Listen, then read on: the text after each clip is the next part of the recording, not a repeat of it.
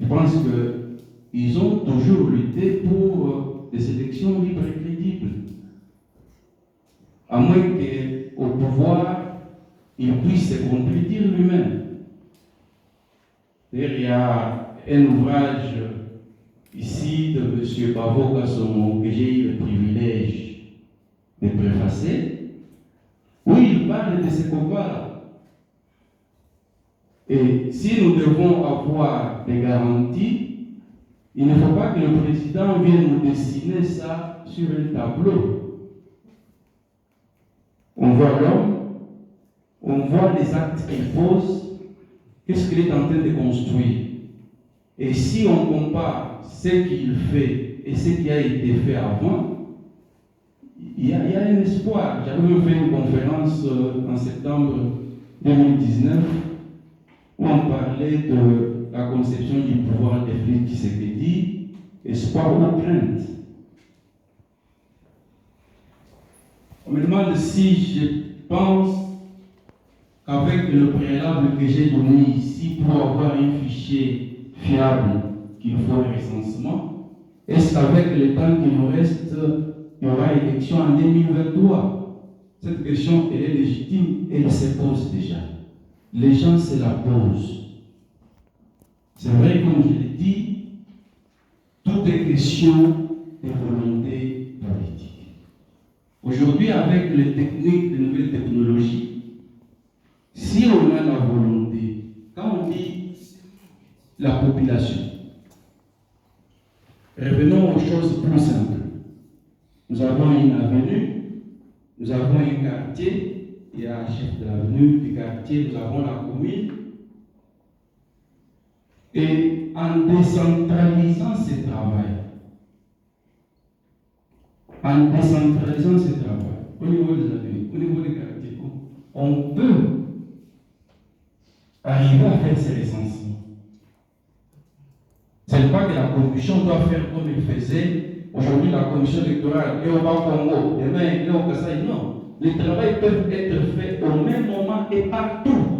L'État doit exister.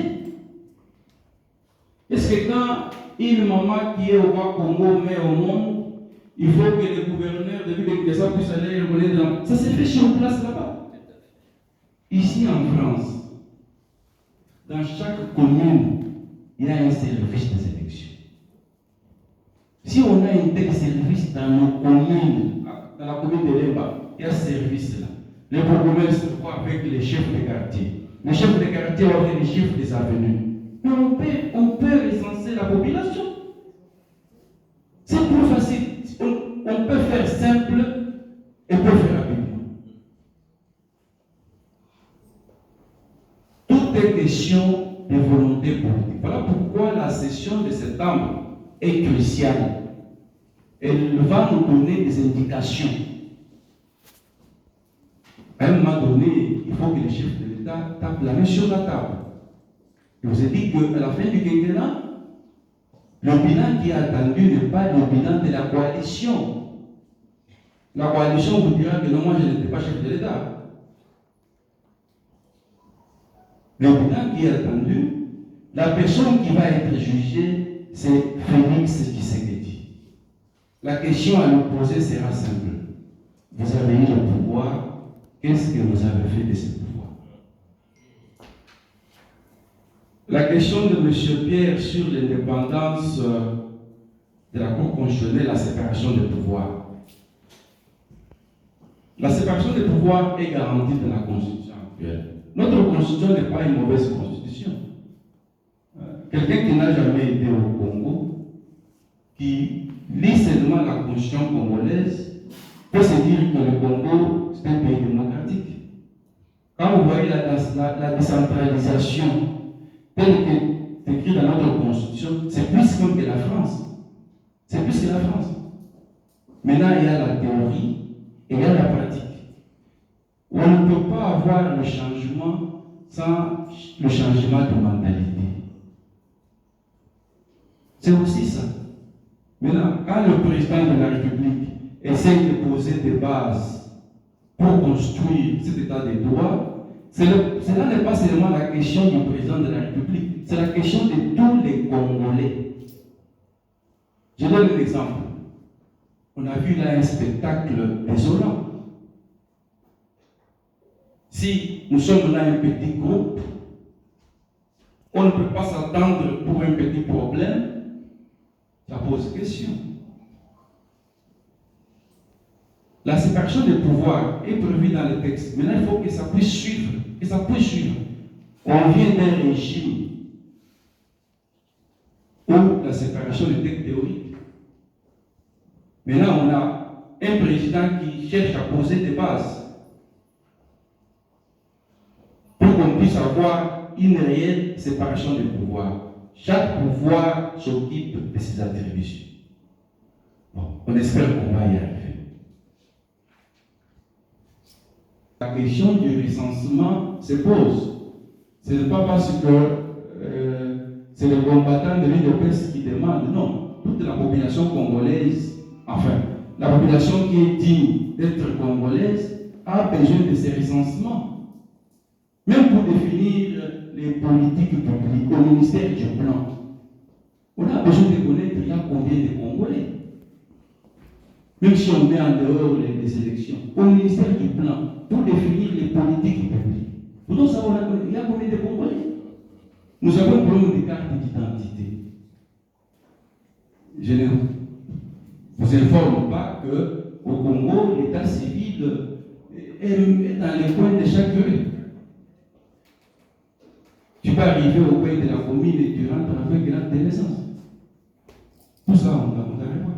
Et le recensement s'impose dans un pays où les derniers recensements, d'ailleurs, il était, celui que nous avons fait, je crois, en 1984, il était partiel dans quelques provinces. Il n'était même pas partout. Le mal est profond. Le mal est profond. Quand vous demandez aux gens, on est combien de Congolais? Environ.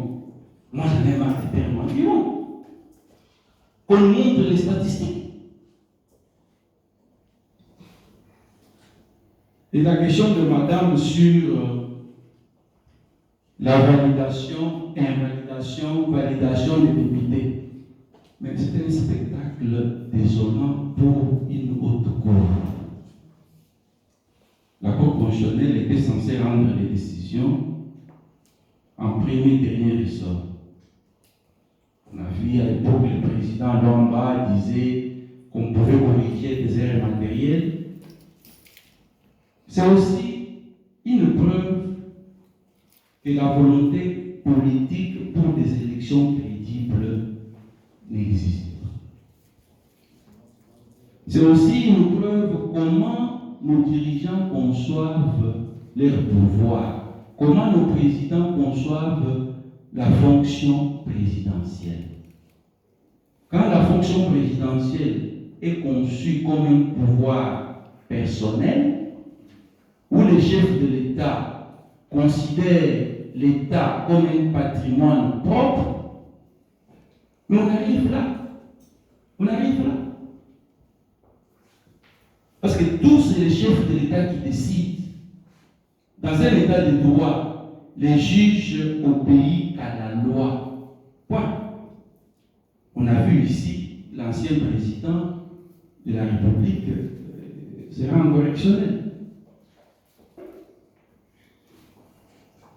Et combattre les antivaleurs.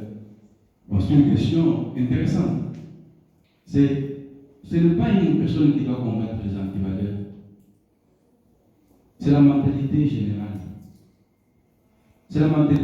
Quand quelqu'un se réveille le matin, il va voir un juge pour lui dire que non, prenez l'enveloppe de $1000 pour me faire un jugement à ma faveur. C'est la mentalité générale. Je suis parti à Kinshasa en 2016. Je demande à un ami, mais c'est lui qui prend la peau des bananes et jette sur la rue. C'est quelqu'un qui a demandé, il me dit, mon cher, il ne faut pas mener vos mentalités de l'Europe là ici. Ils sont des pas l'Europe. Voilà. C'est la mentalité générale. Les antivaleurs, les chefs de l'État peuvent bien crier comme ils crient, peuvent bien faire. Mais si nous, Congolais, on ne prend pas conscience, on ne fait qu'un cercle vicieux. Pour mettre chacun de nous, les parents, pour mettre la discipline dans nos propres maisons, on essaie d'inculquer une culture aux enfants. Vous Ça ne se décrète pas. On doit fabriquer ça. Je crois avoir répondu aux questions qui m'ont été posées. Voilà, nous allons procéder à la troisième série et dernière série de questions. Oui.